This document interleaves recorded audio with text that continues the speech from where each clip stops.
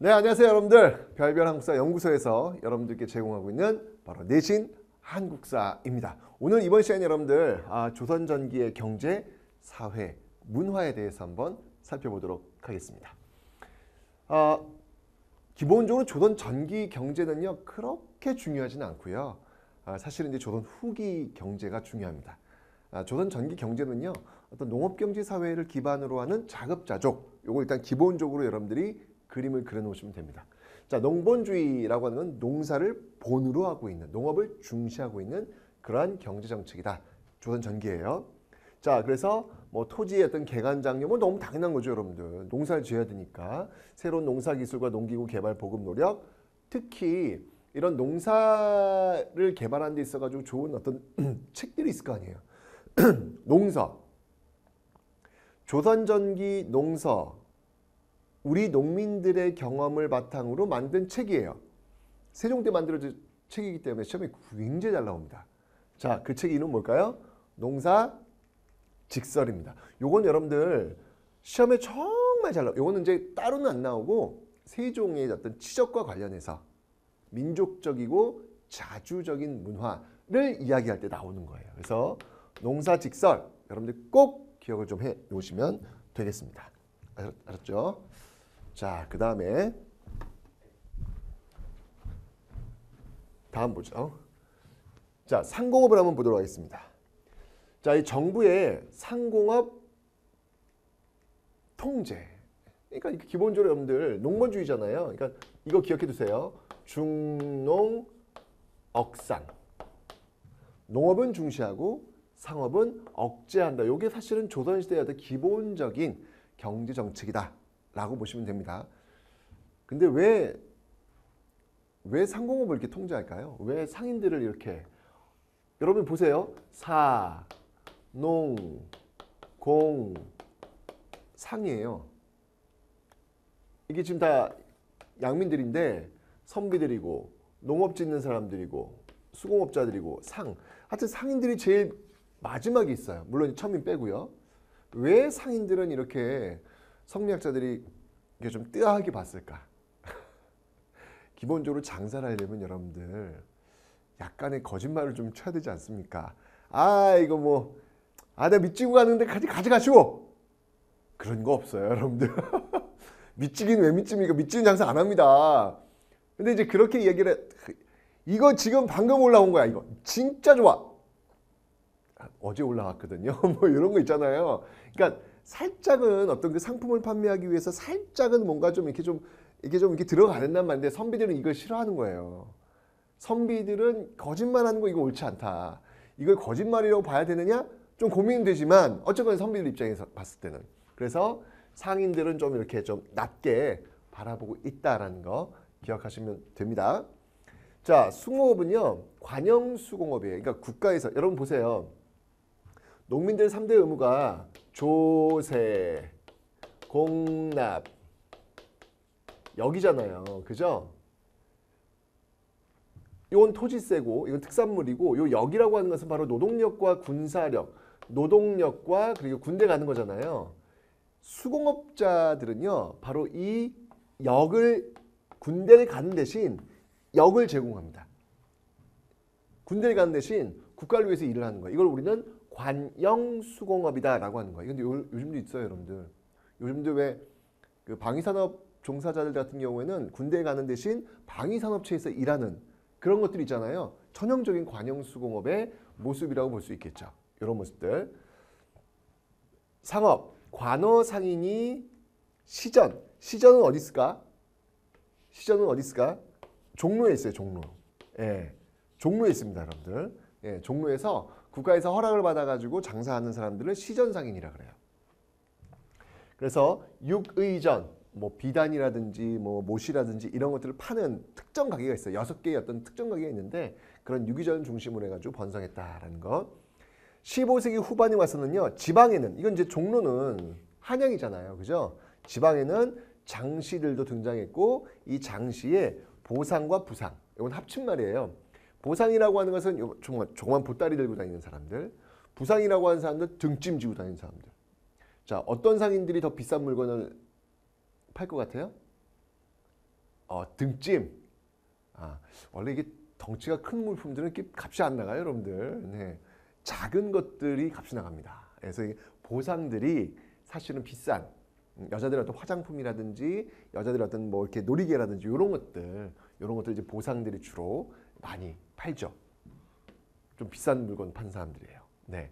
이런 어떤 상공업들이 있다. 자, 기억하시길.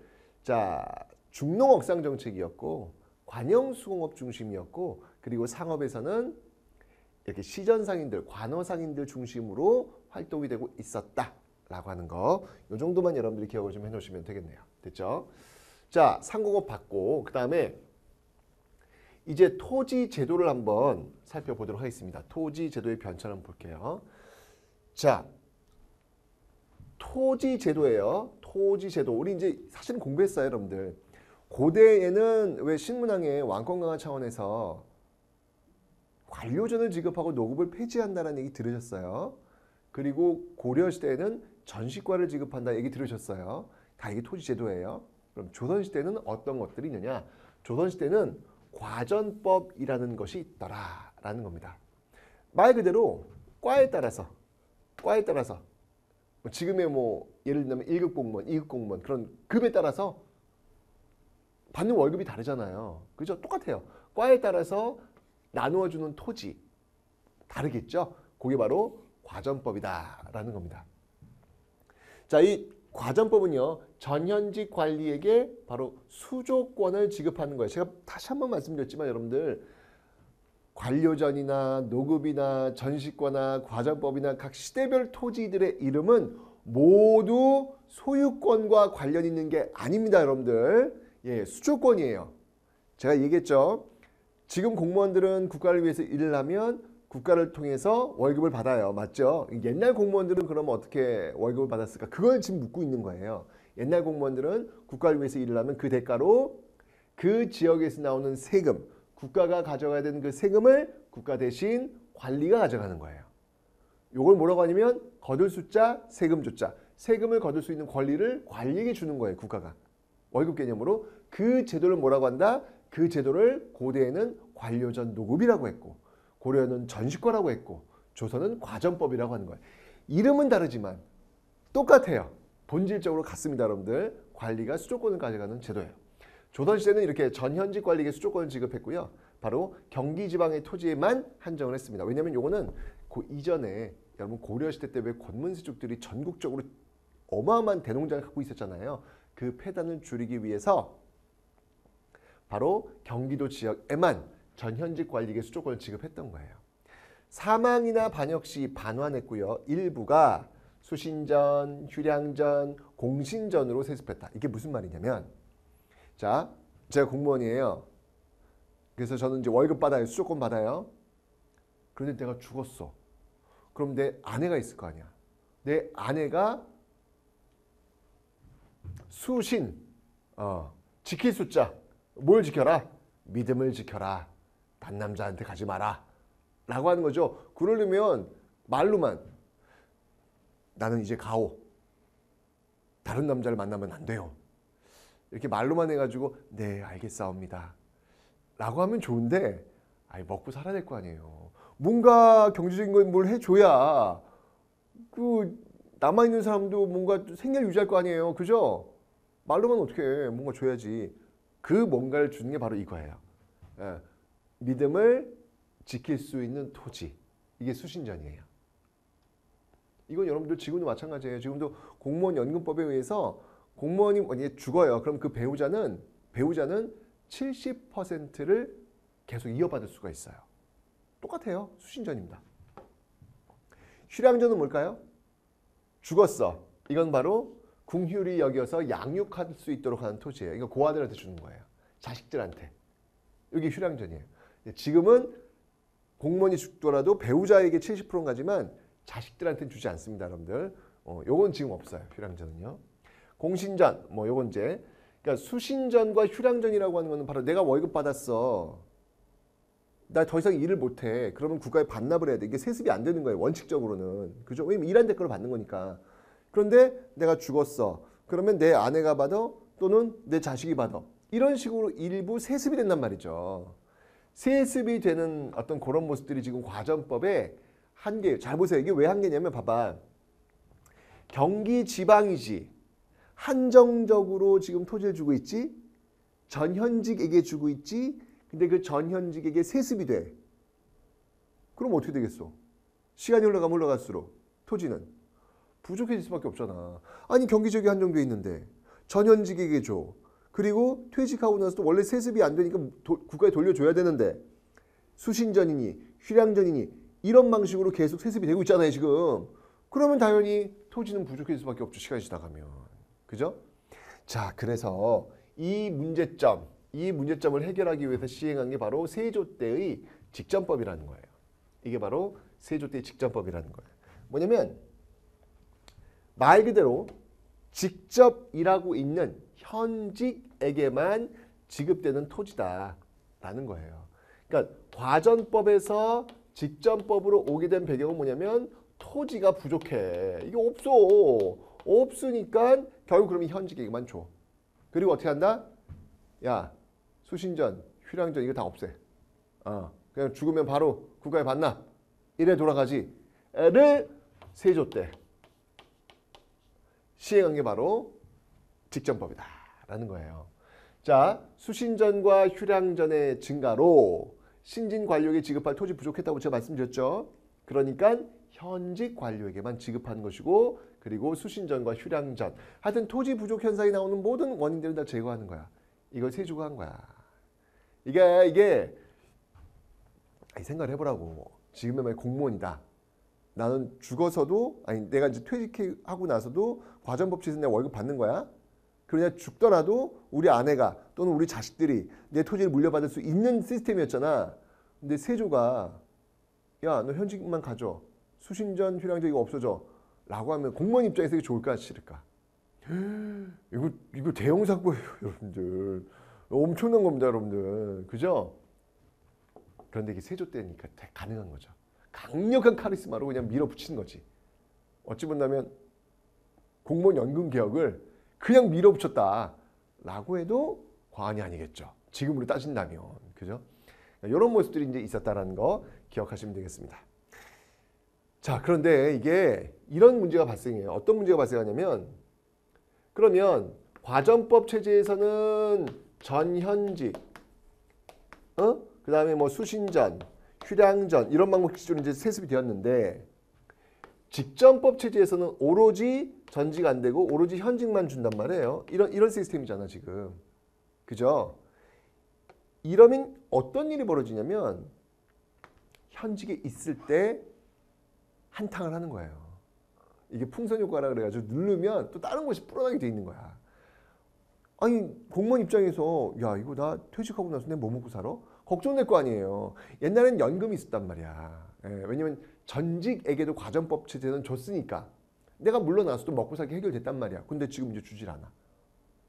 그러면 내가 현직에 있을 때 확실히 뽑아야 되겠다 이런 생각들을 갖는 사람이 등장할 거 아니에요. 그죠? 결국 문제가 발생해요. 그러니까 오히려 직전법을 시행하면서 농민들이 더 피해를 보는 거라. 그러니까 이 문제를 또 해결하기 위해서 어떻게 했냐면 그래?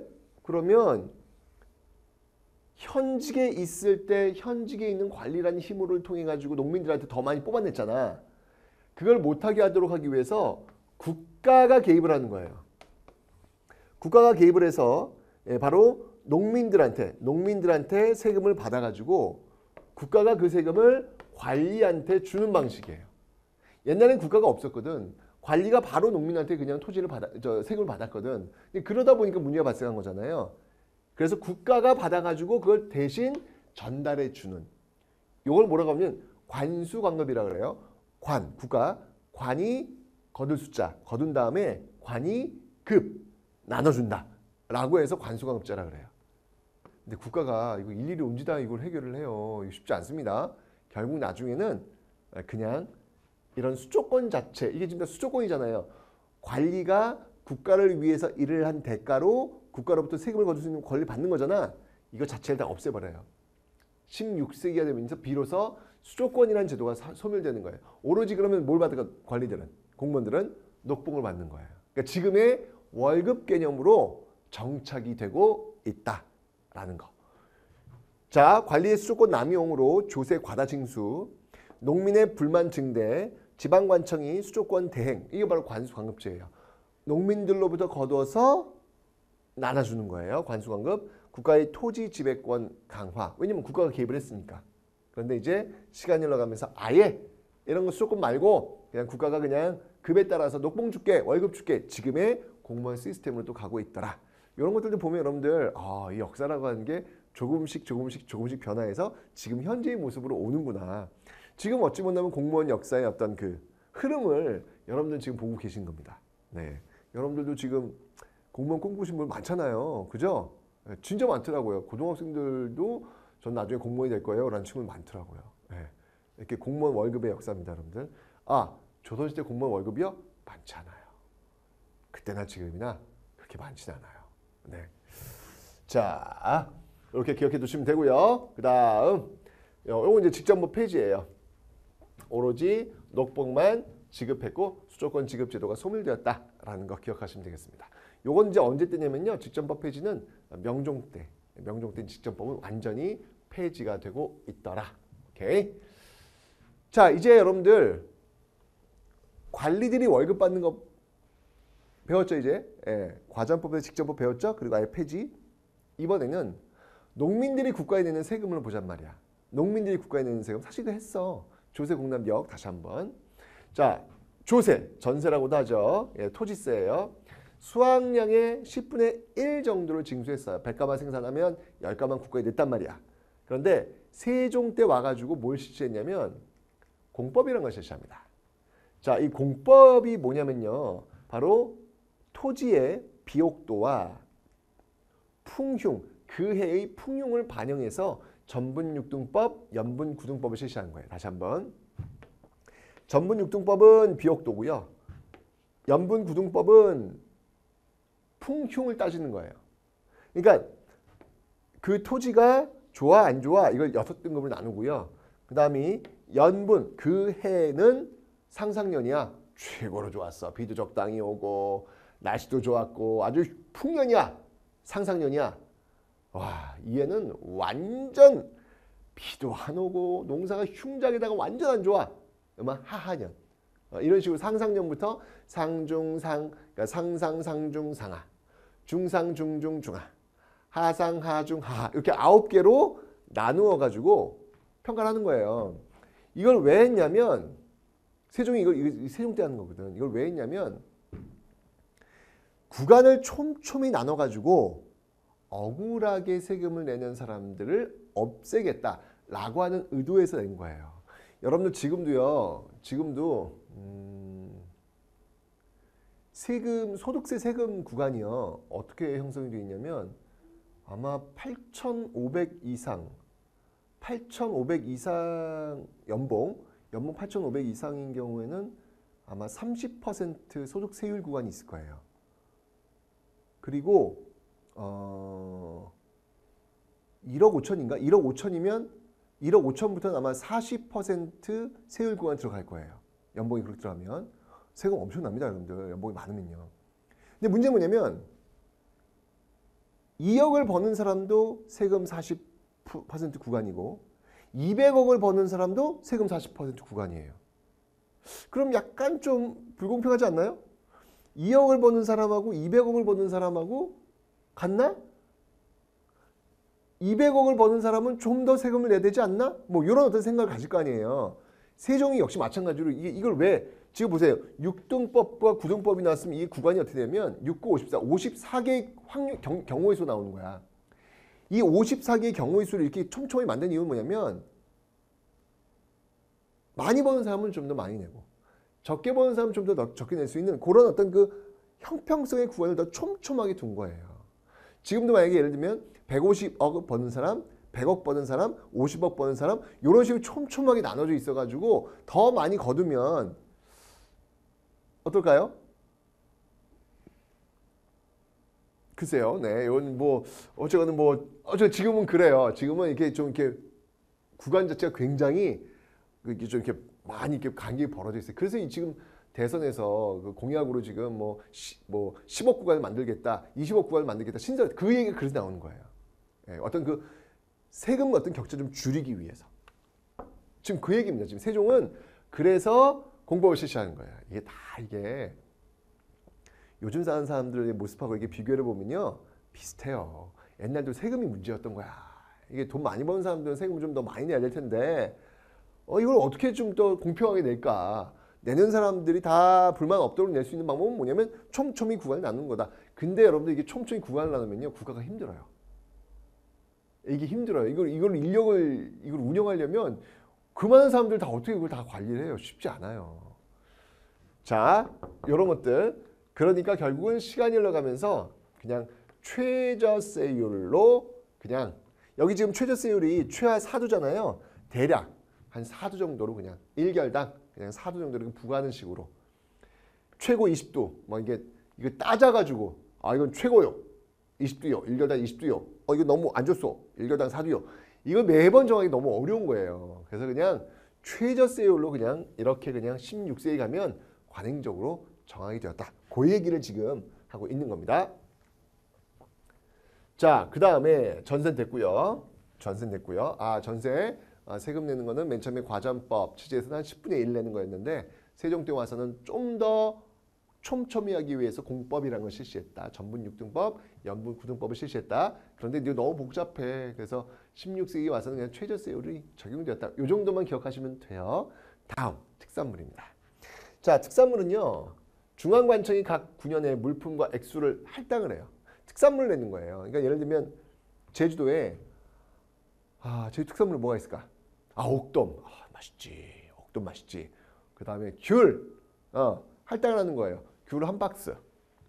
뭐 한 박스겠어? 한 100박스겠지? 자, 한 박스 내 이렇게 할당을 지어주는 거예요. 그러면 집집마다 귤을 또 이제 할당을 받아 내도록 하는 거예요.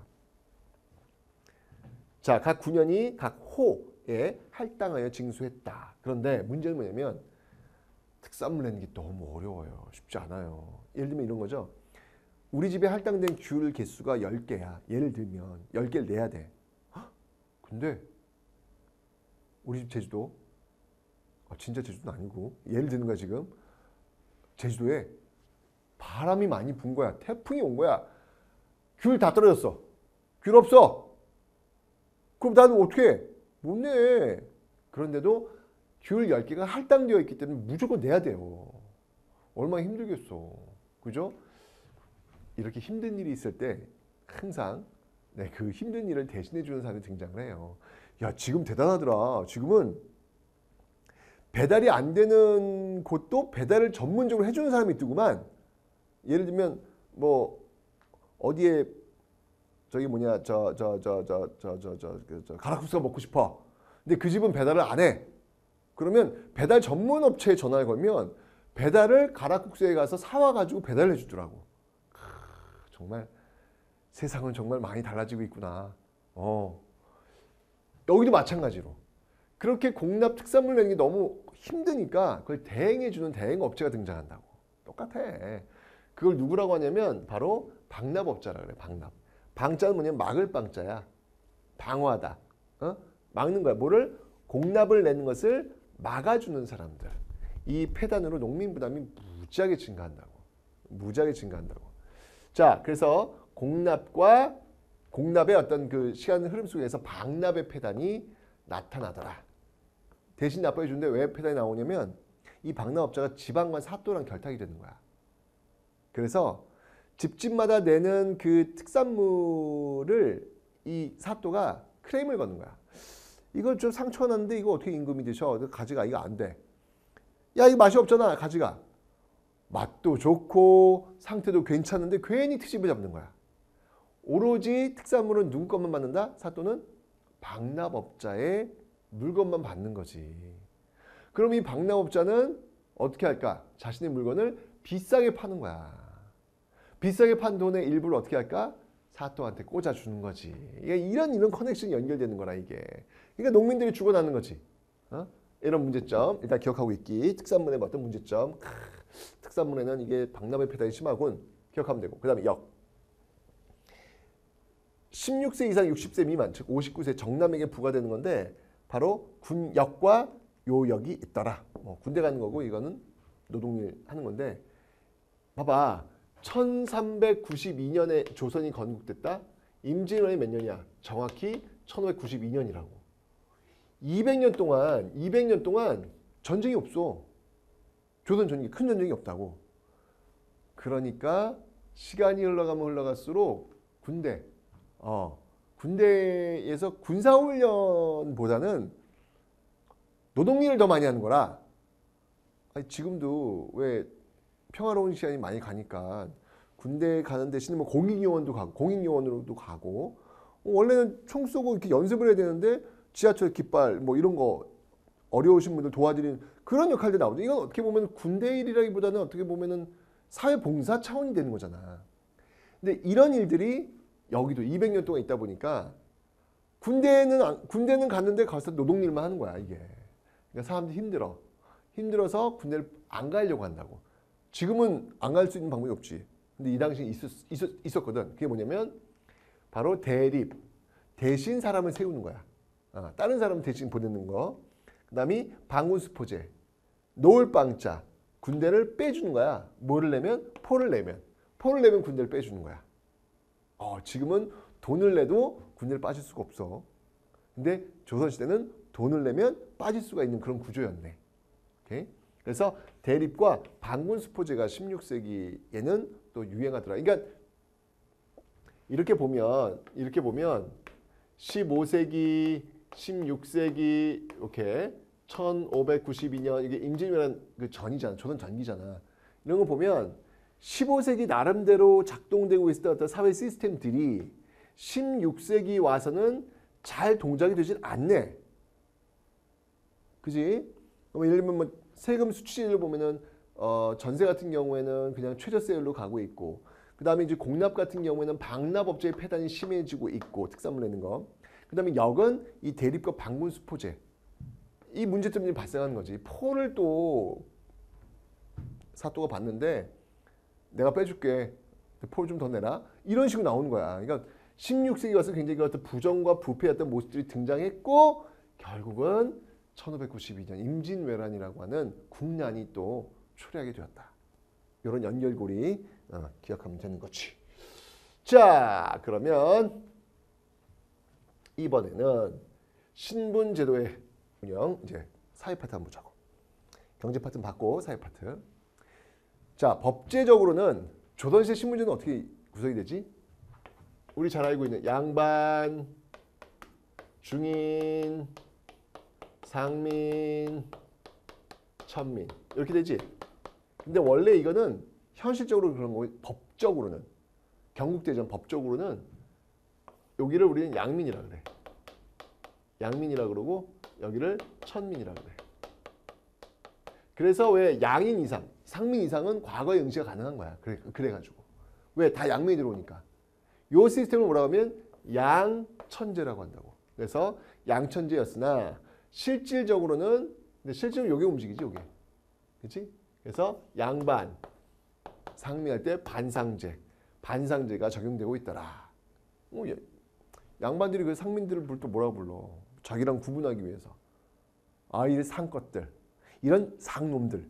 이것도 시우자 붙으면 안 돼요. 네, 여기 됩니다, 여러분들. 이런 상놈들. 뭐 이런 식으로 얘기가 된다는 거지. 그래서 양천제에서 반상제, 뭐 그렇게 중요한 건 아니니까 한번 읽어보면 되는 거고, 이해만 하면 되는 거야, 이해만. 그 다음에 자 이제 양천제 봅시다. 왜 양천제라고 했는지. 양인은 자유민이고 조세와 국역의 의무 부담이 있고 과거 응시가 가능했다. 그 다음에 천인, 비자유민, 개인과 국가에 소속되어 천역을 담당하고 과거 응시는 불가능했다. 여기 이제 양천제. 그 다음에 반상제, 지배층과 피지배층으로 구분하는 그런 제도인데, 양반, 중인, 상민, 천민. 그래서 양반, 중인까지가 지배층, 그 다음에 상민, 천민은 피지배층. 이렇게 나누는 거 기억해 놓으면 되는 거. 한번 읽어보면 되는 거지 뭐 이 정도는. 자, 그 다음에 양반 봅시다. 양반, 문반과 무반. 그래서 양반이야. 양쪽에 있다 해서 양반이야. 문반, 무반 합쳐서 양반. 이렇게 되는 거지. 그래서 문반과 무반 합쳐서 양반. 양쪽에 있는 반. 이게 양반이야. 이 관리를 아울러 부르던 명칭인데 점차 그 가족까지 포함을 하고 있다라는 거 기억해 두면, 내가 관직이 없다고 해도 내가 우리 아버지가 문반 출신이야. 그럼 나도 양반으로 부르잖아. 뭐 그런 식이지. 토지와 노비를 소유하고 과거 음서 이제 문음이라는 제도. 근데 조선시대는 거의 뭐 이거는 효과가 없고 천거를 통해 고위 관직을 차지했고 각종 국역을 면제받았다. 여기 면제야. 양반들은 군대 안 가. 양반들은 군대 안 갈 수 있는 특권이 있다. 라고 하는 거. 뭐 물론 잡세꾼이라고 해서 일종의 예비군 형태로 편성은 되지만 거의 기능하지 않으니까. 그래서 이런 양반의 특징 뭐 그냥 이해하면 되는 거고. 그다음 중인. 중인은 뭐 하는 사람들일까? 중인은 뭐 전문 기술관들이 되겠지. 통역관. 통역하는 사람들. 의관. 의사. 화원. 그림 그리는 사람들. 근데 지금 이 중인들 지금 시대의 중인들은 좀 돈을 많이 버시는 것 같아. 옛날에는 그래봤자 중인이야. 조선시대는 이게 문과 출신들이지 뭐 양반들이 대부분이 문반과 무반이 있긴 한데 무반은 좀 이제 별로 이렇게 좀 소외됐다라고 보고 문반들 중심인데 문반은 다 이제 유교 경정 공부한 사람들 철학과 출신들이잖아. 어떻게 본다면 그러니까 지금으로 얘기한다면 의사, 뭐 변호사, 그다음이 뭐 이제 그 수학자들 아주 무시했다고. 왜? 중인이니까. 여기서 감히 중인이 이렇게 나왔는데 지금은 그 중인들이 전문 직종에 종사하다 보니까 지금은 좀 요즘 그러잖아. 철학과 가서 뭐하냐? 사학과 가서 뭐하냐? 얘기를 하잖아. 옛날에는 철학과 사학과를 가려고 난리였거든. 조선시대만 해도.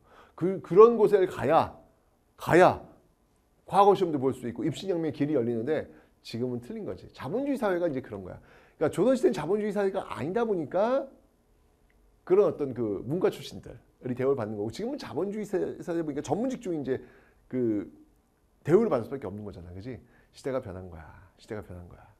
그래서 화원의 기술관과 중앙관측의 하급관리, 지방향리, 서얼들이 바로 중인들이다. 자, 이 중인들은 주로 직역, 그 하는 일들이 세습된다는 거지. 같은 신분끼리 혼인하고 전문 기술이나 행정시험을 담는 이거는 고려시대의 그 중류층과 상당히 유사한 모습 받으면 되고 그 다음에 서얼이 있다? 서얼이 뭐냐면 이게 서얼이 서자와 얼자의 합친말이야.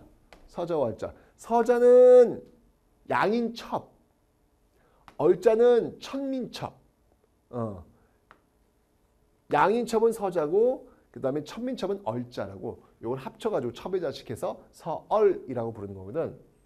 양반 첩의 자식 중인과 같은 대우를 받았고 서얼도 우리가 중인 같은 대우 중서라고도 불렸다. 재산 상속과 관직 진출에 차별을 받았다. 바로 문과 응시가 금지되었다. 아니 조선시대는 문과를 봐야 고위관직이 나갈 수가 있거든. 근데 그걸 시험을 못 보게 하는 거야. 그러니까 왜 그럴까? 아니 서얼도 어찌 보면은 아니 아버지는 양반이야. 아버지는 양반이고 어머니는 뭐 상민이야. 그러면 합치면은 이 자식은 뭐야? 이 자식은 바로 서자가 되는 거지. 그지? 근데 어쨌거나 보면 알겠지만 양반집 혈통하냐. 그런데 문과응시 금지시킨다니까? 왜 그럴까? 양반들이 견제하는 거라고. 솔직히 말해서 상민이라든지 뭐 천민이라든지 이런 사람들은 양반의 라이벌이라고 할 수 없지. 왜냐면 농사 짓고 공부할 시간이 없으니까. 양반들의 라이벌이라고 할 수 있는 중인이라고 전문 직종에서 글을 볼 수 있는 사람들이니까 그들이 올라온 걸 막아야 될 거 아니야. 고위관직이 올라오는 걸 막아야 될 거 아니야. 그래서 이런 어떤 방식으로 지금 이렇게 서얼 해가지고 비록 양반 자손이지만 차별을 주는 그런 모습들이 나타나고 있었다라는 거. 그 정도 기억하면 되는 거지 뭐. 오케이. 그다음 이 신량역천이라는 게 있다고. 신량역천은 뭐냐면 신부는 양인인데 하는 일은 천해. 자, 잘 기억해둬야 돼. 그러니까 고려시대 때 그 향부곡 소민들 있잖아. 이 향부곡 소민들도 일반적으로 양민이라 그랬지. 그지? 여기 있는 신량역천들도 양인이야. 신부는 양인인데 한인은 천해. 양인 중에 천역을 담당하는 계층, 봉수군, 이게 연기 피고 불 피고 이거 힘들어. 수군 완전 힘들어. 격군이라 그래가지고 이 노 젓는 사람도 진짜 힘들다. 이 전쟁터에 나가서 노져야지. 평상시에는 그 배 끌고 올라와가지고 거기 해초매 이런 거 다 떼줘야지. 왜냐면 그렇지 않으면 나무가 썩거든. 그러니까 계속 배를 수리를 해줘야 된다고. 진짜 힘들어, 진짜 힘들어 수군. 그다음에 역졸, 무슨 뭐 말 갈아주고 이제 그런 역졸 등 7가지 힘든 일에 종사하는 사람들을 칠양 역천이다. 라고 이제 이야기하는 거. 이런 사람들이 있다는 거 받으면 되겠고. 그 다음 천민. 천민은 뭐 고려 시대랑 똑같아. 천민은. 자, 바로 노비가 천민의 대다수를 차지하며 백정, 고기 잡는 사람들. 고려의 백정과 조선의 백정은 다르다. 라고 설명했잖아요. 고려 백정은 일반 백성, 농민을 얘기할 때 백정이라고 하고 조선 백정은 진짜 소잡고 대잡고 이제 이런 사람들을 백정이라고 하는 꼭 구분하기. 광대, 무당, 창기 등도 천민으로 간주했고 노비는 공노비와 사노비가 있다. 고려 시대랑 똑같네. 그지? 재산으로 취급되어 매매, 상도, 양도, 증여의 대상이 되었다. 똑같아. 고려 시대랑. 자, 신문지도 이제 받고. 자, 이제는 이제 민족 문화 봅시다. 이제 문화 파트. 15세기의 문화와 16세기 문화가 좀 다르다고. 그러니까 쭉 잘라보면 15세기 문화와 16세기 문화가 다른데 15세기는 굉장히 자주적이고 그리고 민족적인 그런 모습들. 16세기는 굉장히 유하게 굉장히 신경을 많이 쓰는 그런 모습들. 자, 먼저 그러니까 민족적이 자주적이니까 훈민정음이 창시된 거지. 그 유명한 말 나란 말싸미 중국에 달아. 중국과 다르니까 우리는 이런 글을 써야 된다라고 얘기를 하는 거잖아. 그지? 훈민정음 창제. 유교윤리의 보급, 행정실무의 이용. 15세기 문화야. 하여튼 꼭 구분하셔야. 15세기 대표적인 왕이 바로 세종이라는 거. 받으면 되는 거고. 그 다음에 편찬사업. 역사서로는 조선왕조실록 완전 중요하지. 그 다음에 고려사, 고려사 저료, 동국 통감 등이 있더라. 고려사와 고려사 저료 같은 경우에는 기본적으로 조선이라는 나라가 쿠데타를 통해서 왕이 세운 나라니까 일단 명분이 밀린다고. 그러니까 왜 우리는 쿠데타를 할 수밖에 없는가를 써야 될 거 아니야. 고려시대가 완전히 썩었고 막 그냥 요승들이 활개를 쳤고 그러니까 우리가 어쩔 수 없이 나라를 새로 만든 거야 라고 써줘야 될 거지. 그러니까 그런 의미에서 이제 이런 책들이 나오게 된다는 거지. 그러니까 어찌 보면 역사는 승자의 역사일 수 있는 거야. 진짜 고려 말이 그렇게 혼란스러웠을까? 선생님이 보기에는 그렇게 나라가 그냥 무너져야 될 정도로 혼란스럽다고 보기엔 좀 어렵거든. 왜냐면 기층 민중들이 막 난을 일으킨 사례가 많지도 않고 조금 애매해. 그러니까 그런 어떤 그 명분을 확보하려면 이런 것들을 써가지고 그러니까 역사가 그렇게 중요한 거라고. 너희도 억울한 게 있어. 학교에 선생님한테 되게 혼났어. 그럼 오늘 일기 쓰잖아. 일기 쓰는데 한번 잘 보라고. 너 중심적이잖아. 나는 억울한 거야. 선생님이 잘못한 거야. 쓴단 말이야. 근데 그것만 딱 읽어보면 선생님이 나빠. 왜? 그거는 내가 쓴 일기니까. 그러니까 이것도 역시 고려사와 고려사 저료도 조선을 건국한 사람들이 내가 왜 이걸 건국할 수밖에 없는지를 밝힐 수 있는 그런 내용들이다라는 거 받으면 되고, 동국통감이라고 하는 건 통사. 고조선부터 고려까지가 통사를 쓴 책이다라는 거 받으면 되고, 윤리 의례서에는 바로 삼강행실도, 임금과 신하 간의 관계, 그 다음에 또 아버지와 아들의 관계, 아버지와 자식들의 관계, 또 부부의 어떤 관계, 이런 삼강행실도를 지금 세종 때 지금 쓰고 있지. 근데 세종이라는 단어가 나오면 꼭 기억할 게 많다고.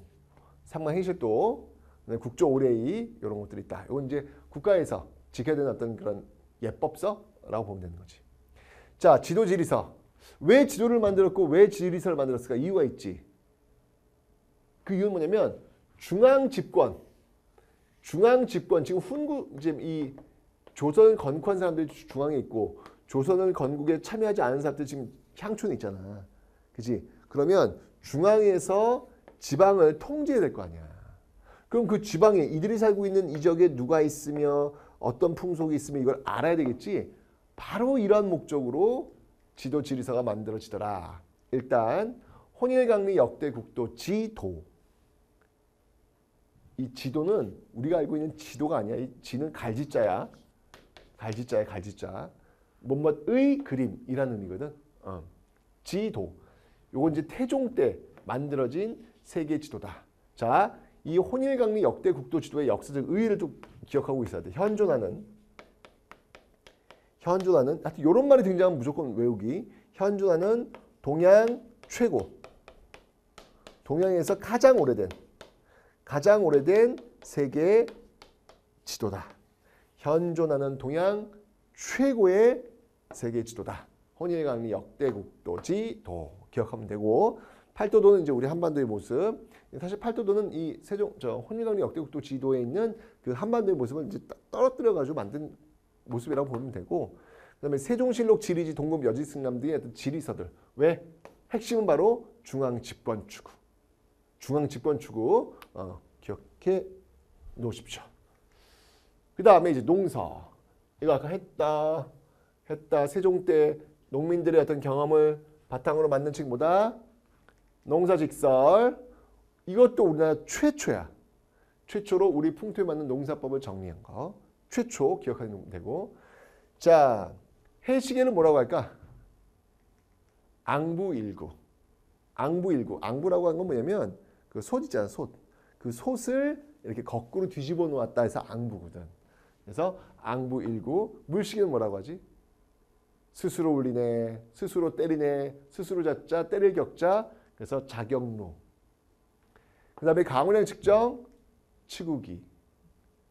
근데 이제 치구기가 이것도 어떻게 보면 세계 최초의 어떤 그 데이터베이스 기구거든. 근데 딱 가서 사람들이 이거 보면 뭐 이게 대단하다고 깡통 하나 갖다 놓고 뭐야 이게 이렇게 얘기하는 사람 많이 있는데 맞아, 깡통이야. 뭐 대단한 건 없어. 근데 중요한 건 뭐냐면 그 깡통에다가 빗물을 받았고 그 빗물의 양을 매번 기록한 데이터베이스가 있다는 거. 요게 중요한 거야, 요게. 세계 어디서 이런 기록을 남기질 않았거든. 그 추구기를 통해서 데이터베이스화 시켰다는 사실까지 여러분들이 연결을 해둬야 그래야 추구기가 나름대로 의미가 생기는 거라고. 그냥 뭐야 이거 깡통 하나인데 그렇게만 보면 안 된다는 얘기지. 그거를 어떻게 활용했느냐를 아는 게 중요하다. 추구기. 대단한 거야. 우리 선조들은 정말 기록의 달인들이 같아. 기록의 달인. 기록의 신. 진짜. 그 궁궐에서 행사가 있으면 행사 그 처음부터 끝까지 모든 걸 다 적어 놓거든. 행사 모습뿐만 아니라 거기에 들어갔던 물품 몇 개들은 다 적어 놓는데 놀라운 거 뭔지 알아? 그 행사에 사용된 걸레의 개수도 적어 놓는다. 아니 무슨 걸레 개수까지 적어놔. 대단하지 않냐? 그러니까 이거 정말 뭐 기록을 남겨야 된다는 어떤 이 사명감이 다들 똘똘 뭉쳐 있었던 것 같아. 아니 굳이 걸레의 개수까지 적어놨을 정도면 다른 건 뭐 말 안 해도 아는 거 아니야 지금. 뭐 얼마나 자세히 적었는지 몰라. 그게 바로 조선이라고. 얼마나 중요한 나라인데.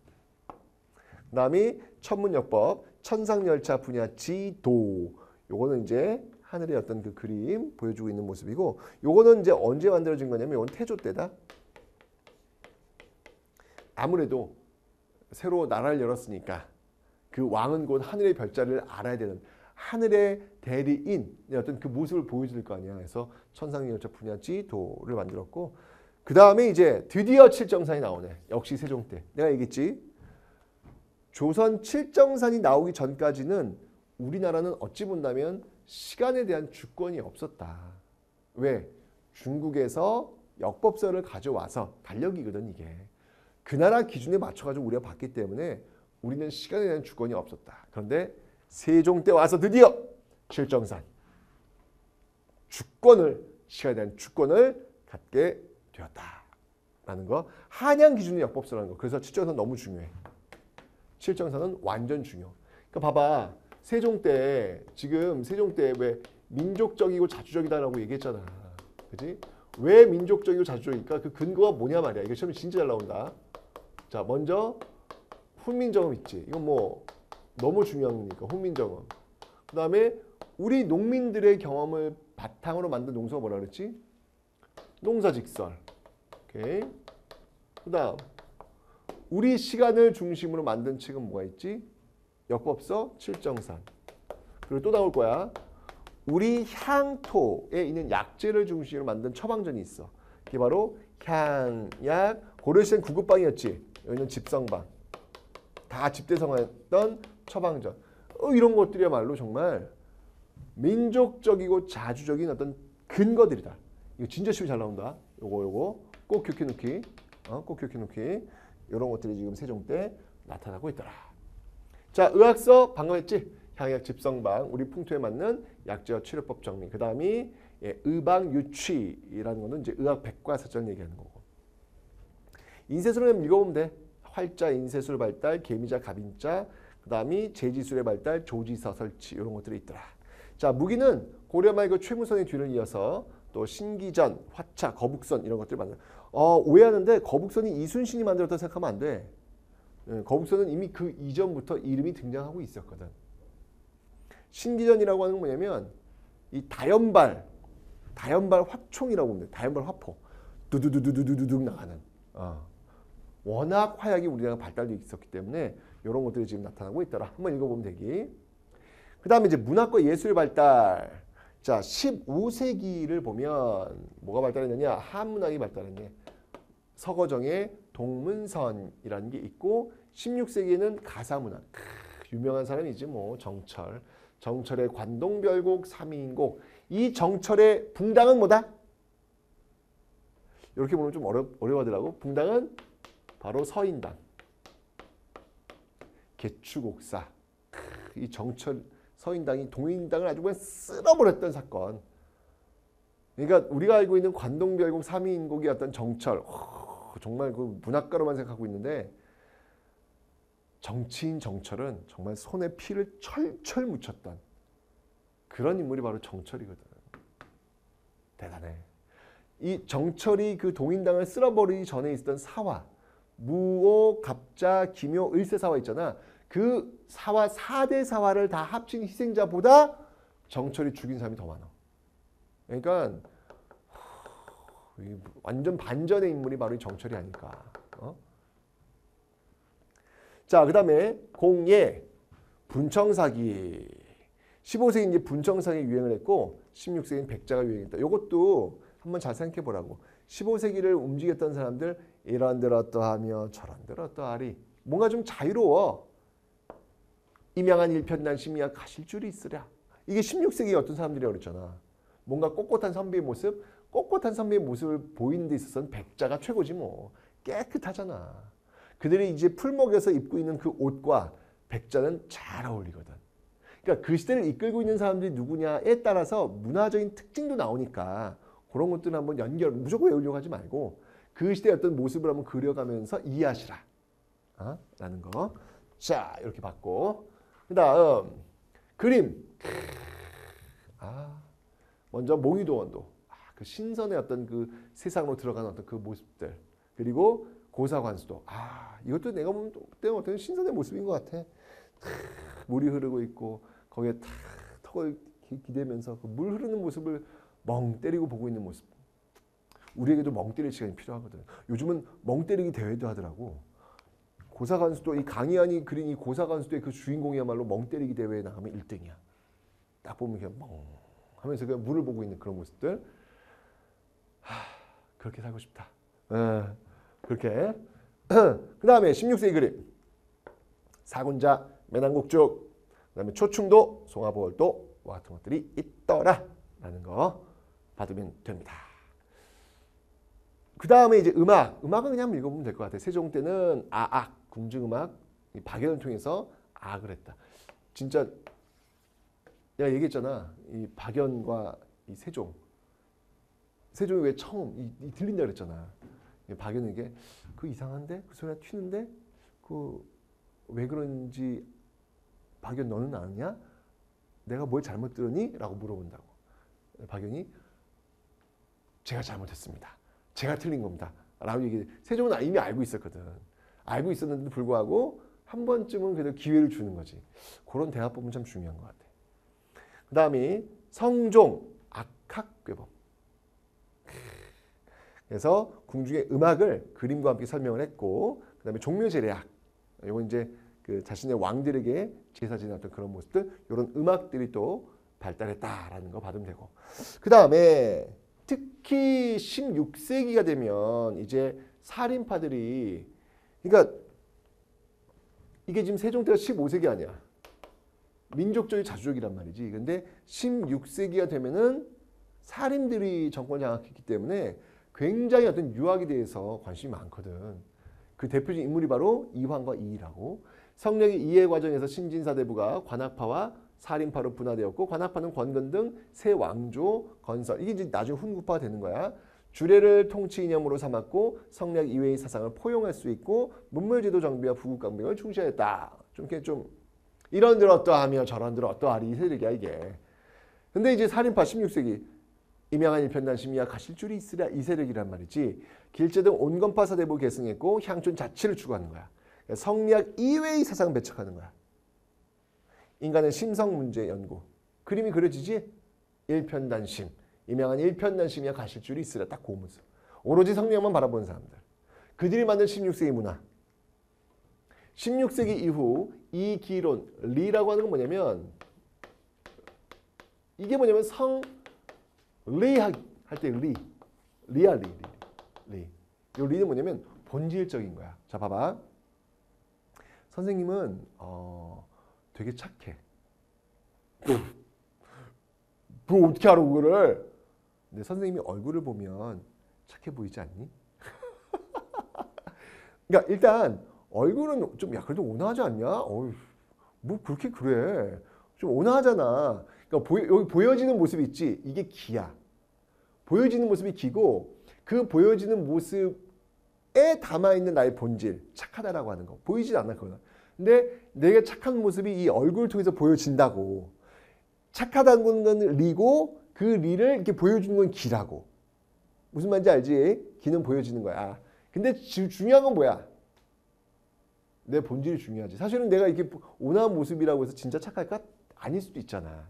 그러니까 기는 오류가 가능해. 근데 이 안에 리는 오류가 없어. 이 리는 항상 본질적인 거야. 본질적인 거야.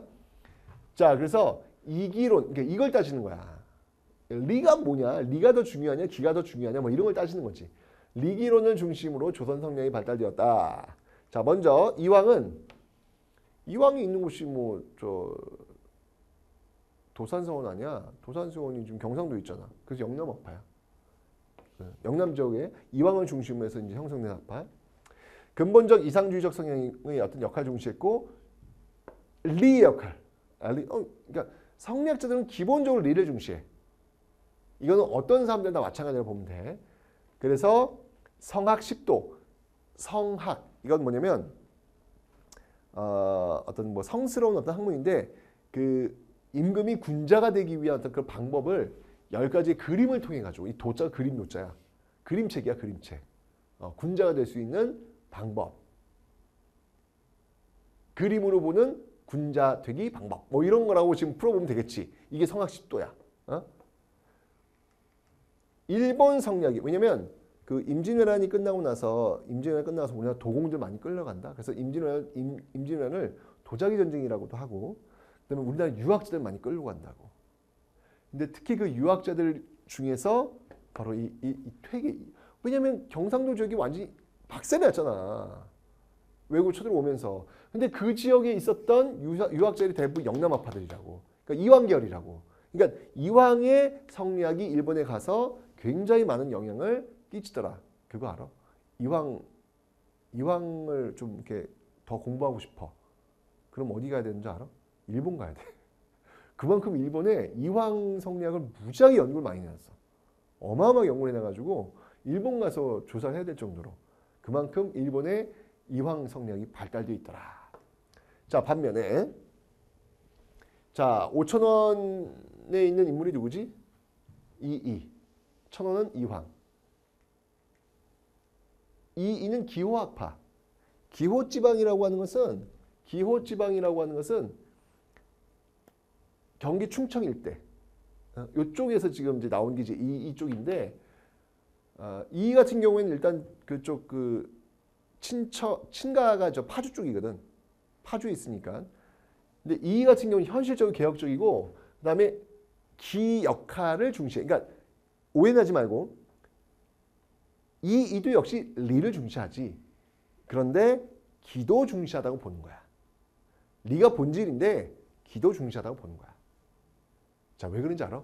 왜 이왕은 리를 중시했고 본질적인 걸 중시했고 왜 이는 기도 중시해? 왜 현실적으로 얘기를 하는지 알아? 아주 간단해. 훈구와 사림이 지금 붙잖아. 어? 요들이 이제 15세기를 이끌었고 요들이 16세기 이끌었다 그랬잖아. 그런데 이 사림이 훈구랑 붙을 당시에 이들이 여전히 지금으로 얘기하면 야당 시절에 살았던 사람이 이황이야. 근데 결국은 사림이 16 정권 잡잖아. 정권을 잡았을 때 살았던 사람이 이이야. 그러니까 야당은 어때야 돼? 야당은 비판해야 될 거 아니야. 훈구 나쁜 자식들 이렇게 얘기할 거 아니야. 그래서 리와 기를 확연히 구분시키는 거야. 리는 옳은 거고 기는 나쁜 거야. 기는 훈구고 리는 우리 사림이야. 이분법적으로 봐야 될 거 아니야. 이왕은. 그러니까 리를 중시하지.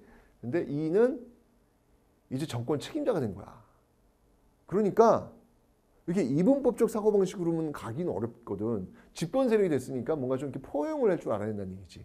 현실적인 것도 그래서 중시를 하는 것. 그게 바로 이의라는 거. 시대에 따라 그게 달라지는 거야. 자, 성악 집요. 이것도 마찬가지. 성악, 아까 성악 꼭 구분해야 된다. 이왕은 뭐였지? 그림책이야. 성악 십도야. 그림 도자야. 집요. 이건 집약해서 요약했다는 거야.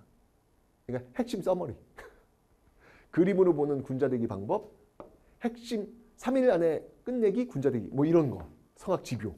이런 게 있다는 거 기억해두면 되고. 이건 이의야. 그 다음에 동호문답.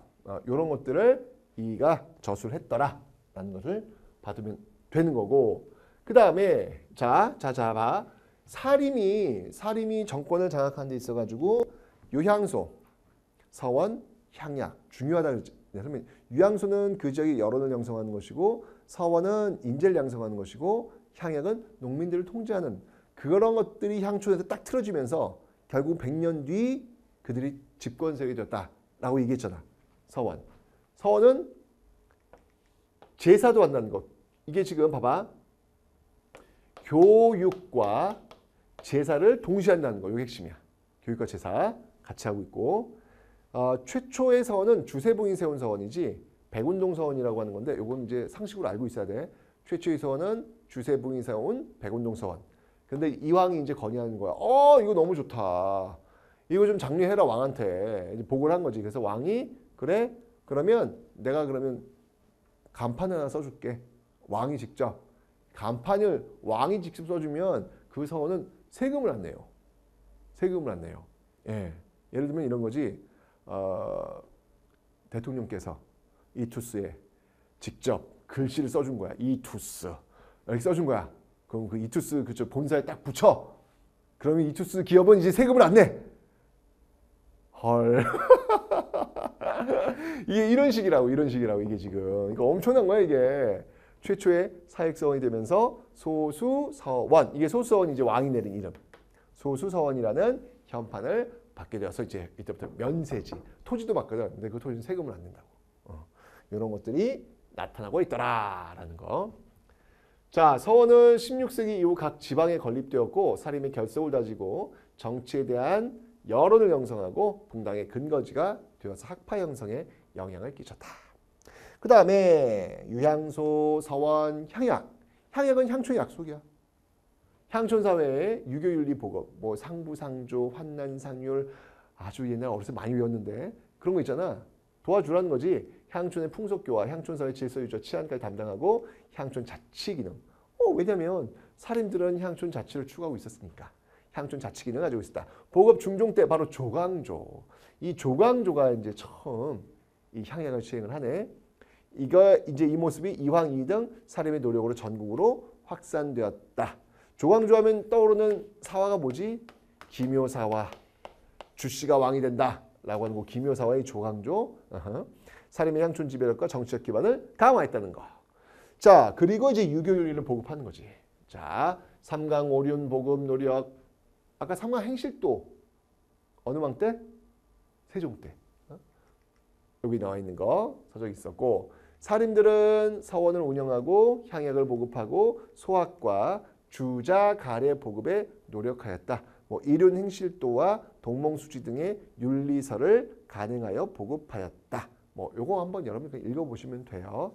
왜냐면 조선이라는 나라가 성리학의 나라니까 이런 유교 보급에 도움을 주려고 노력 많이 했겠죠. 그죠? 자, 이렇게 해서 여러분들 문화까지 한번 살펴봤어요. 경제에서는 뭐 조선 전기는 농본 억산 정책이었기 때문에 뭐 넘어가시면 되고요.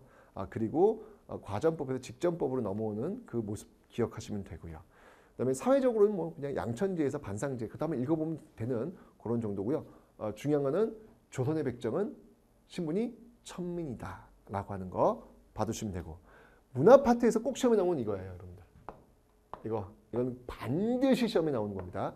15세기 민족적이고 자주적인 문화를 보여주는 그 근거 요소들 이거 반드시 기억하시라. 오케이? 네. 자, 이렇게까지 여러분들 조선의 경제, 사회, 문화를 봤고요. 다음 시간은 이제 15세기, 16세기를 딱 끝내고 이제 조선 후기로 넘어갑니다. 그 분기점이 뭐였죠, 여러분들? 임진왜란. 그 임진왜란의 내용을 한번 살펴보도록 하겠습니다.